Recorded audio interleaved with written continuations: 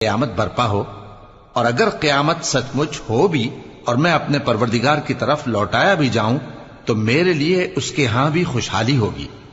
پس کافر جو کچھ کیا کرتے ہیں وہ ہم ضرور ان کو جتائیں گے اور ان کو سخت عذاب کا مزہ چکھائیں گے۔ اور جب ہم انسان کو نعمتوں سے نوازتے ہیں تو وہ منہ موڑ لیتا ہے اور پہلو پھیر کر چل دیتا ہے، اور جب اس کو تکلیف پہنچتی ہے تو لمبی چوڑی دعائیں کرنے لگتا ہے۔ کہو کہ بھلا دیکھو تو اگر یہ قرآن اللہ کی طرف سے ہو پھر بھی تم اس سے انکار کرو تو اس سے بڑھ کر کون گمراہ ہے جو حق کی مخالفت میں دور نکل گیا ہو۔